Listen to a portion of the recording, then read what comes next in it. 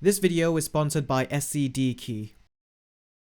Do you remember when I called Apple out for their devious agenda at pricing the iPhone X at a starting price of £1,000? The reason I called them out is because when Apple start a trend, other phone manufacturers follow, and what do you know, they are all charging around £1,000 for their top-end smartphones now, when they usually would be priced at around $600 at most. But now that they have all gone and increased their prices, I hate all of them, not just Apple. I hold no brand loyalty to any of them. All I see these phones as are tools that are supposed to help me get my work done and nothing more. And I was fine with spending £500 to £600 for a phone, but anything beyond that goes into computer territory, and that's what pisses me off. Smartphones are now starting to enter the price range of computers, and that should never have happened. Smartphones can never provide you with the same productivity and efficiency that a computer can, and that's why they have always been priced less. From a value perspective, it makes a lot of sense, but now they are charging you more than some great computers that you can pick up, and that is not acceptable.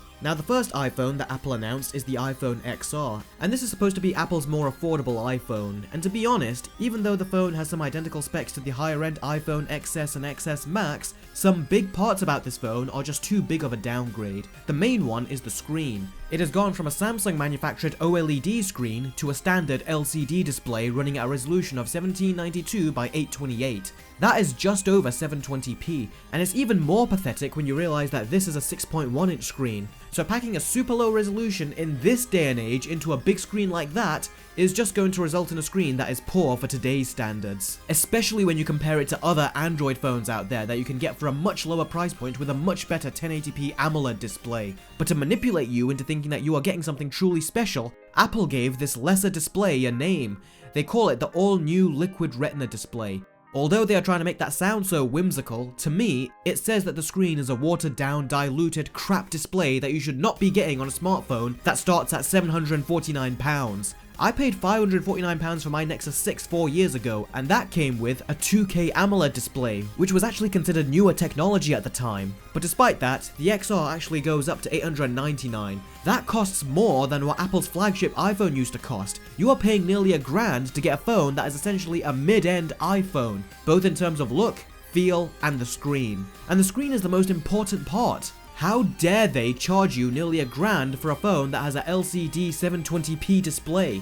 When you take a look at what other phones provide you for a significantly lower price, such as the OnePlus 6, it will only cost you £500. And you get high-profile specs with a magnificent Super AMOLED 1080p display, and it will give you so much more bang for your buck, including giving you a fingerprint scanner built right into the display itself. Something we have not seen happen very often as of yet. So you are getting far more for your money by getting a mid to high-end phone from a company like OnePlus rather than Apple, who pride themselves on innovating and creating the best smartphones, when really, this corner they cut has tremendously compromised the phone. 1080p screens have become a technological standard in smartphones for years, and we have now reached a point where practically every budget device has them. So what's Apple's excuse? Now, you might be thinking that most people who buy the iPhone XR won't even notice that the screen is just 720p, so for them, this phone will be a perfect buy.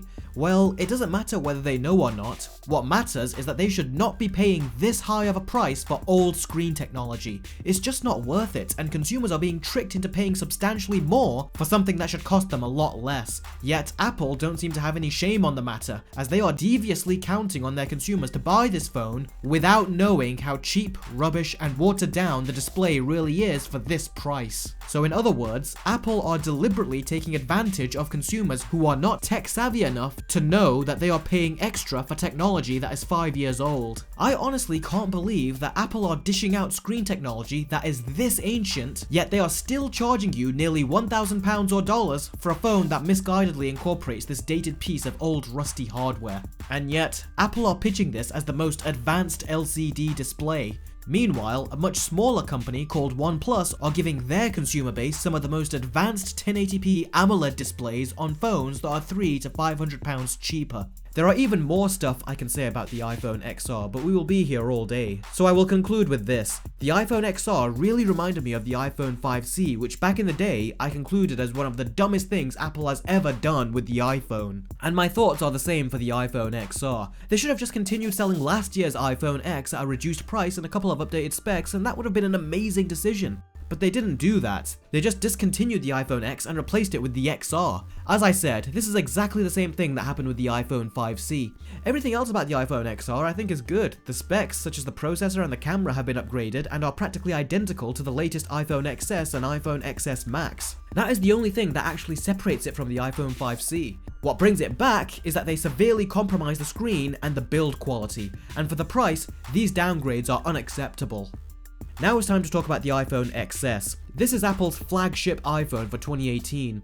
Now there are two versions of it. There is the iPhone XS and the iPhone XS Max. We will talk about the Max, as that is the superior phone, and the difference in price with the XS is about £100 to £150 or dollars. Now the design is exactly the same as it usually is with Apple's S models. The only difference of course is the larger screen, which is now 6.5 inches. The processor has been upgraded from an A11 to an A12 chip, which will give up to 15% faster performance, up to 50% graphical performance, and as well as lower power consumption. The camera has been given all the improvements you would expect from a new phone. The only noteworthy improvement to me is that video recording has now been given stereo audio recording as opposed to the mono audio recording we got from the previous iPhone X. And those really are the only noteworthy differences we are getting in the new iPhone XS and XS Max. Next to nothing really, but the price doesn't care. The iPhone XS starts at £1,000 and the iPhone XS Max starts at £1,099. And again, they are deliberately providing you with the ridiculously low 64GB version of the phone just so they can bait you into going for the next version up, which costs £1,249. And if you want to get the highest capacity they provide at 512GB, then that will cost you £1,450. I am not even going to compliment Apple on giving you 512GB of storage in a phone, because that price they are charging you for that 512GB version is the same amount of money that I paid for my first ever 512GB 15-inch MacBook Pro, which I got back in early 2013. This really is getting ridiculous. And when you compare that to all the Windows computers you can get, for that price you can really get a powerhouse editing and gaming machine, and this costs half the price of the Alienware Command Center, which is something I'm actually looking to get in the future. This really is insane. How much do Apple expect us to pay for a phone? Phones have ingrained themselves as something everyone uses on a daily basis, but what the hell has happened to the smartphone industry that we now have to pay more than double what we used to get a top-of-the-range phone? This is why I was really hard on the iPhone X last year, because I knew that it was building a foundation for phone prices to escalate to such extreme heights. I do a lot of work on my phone and I would invest a good amount of money in it, but I would never be happy to pay £1,000 to £1,500 for it. And keep in mind, if you want to purchase AppleCare for the phone, then that will cost you an additional £200. If you decide not to and to go to your local repair shop and get it fixed from them instead, Apple will get mad that you didn't pay them to fix the phone, so they will start to sue the repair shops instead. The insanity levels are off the charts here. But wait, it actually gets worse. In addition to paying these extortionate prices, you will still have to pay even more money to get a fast charger, because just like last year, Apple have given the iPhone the ability to turbocharge, but they don't include a turbocharger in the box. You will have to pay about another $100 to pick it up, and you will no longer get the lightning to headphone jack adapter included in the box anymore either, so you will also have to fork out the extra dough for that if you want it. So in other words, the top-end iPhone XS and XS Max will cost you around £1,800.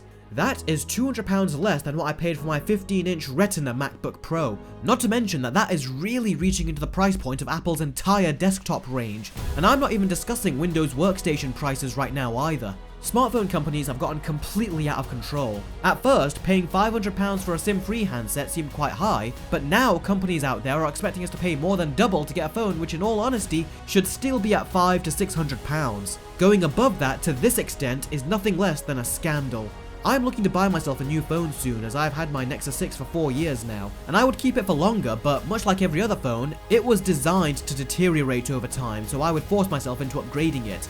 And the phone cost me £550, so I am mad that I have to retire it so early due to it underperforming. So you can imagine how I would be downright furious if I would have to do the same with a phone that costs almost double that. So that's my thoughts on the new iPhone XS and XS Max. You are getting standard improvements that you would expect a new phone to have at this point, but companies like Apple are finding ways to charge you more, and I am sick of it. It's a business model, and companies need to make money, I get that. But there comes a point where companies are making the money, but even that just isn't enough for them anymore. They become so greedy, and by giving you no additional value, they find ways to charge you more for things that would normally cost a lot less.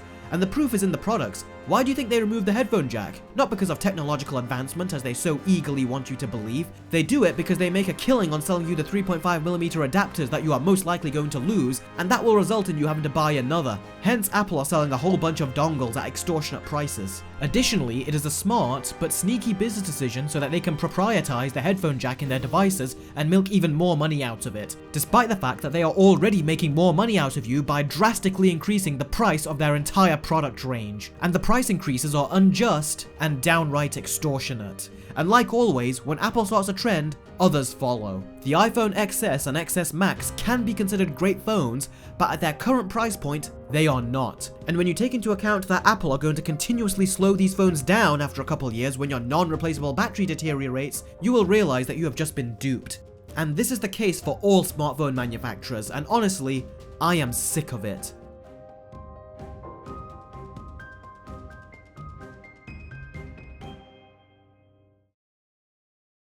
SCD Keys sells games, gift cards, and even operating systems at discounted prices. You can get classic games such as Batman Arkham Origins for $5.28 and Lego Batman for $3.70, and you can even get more recent titles such as Shadow of the Tomb Raider. And I was curious at first whether or not they would keep up to date, in particular with the latest games, so I searched for some new and upcoming titles that are coming out this month and found that they have the recently released Red Dead Redemption 2, and they even have Battlefield 5. Not my personal pick for obvious reasons, but this just goes to show that they regularly update their game selection with the latest titles. To purchase any one of these, you simply find whichever game you fancy, add it to your basket, use the provided discount code that is in the video description, and confirm your order. That's it. So if you like what you've heard, then feel free to browse around their website and choose whichever product you fancy. And of course, use that discount code that is in the video description.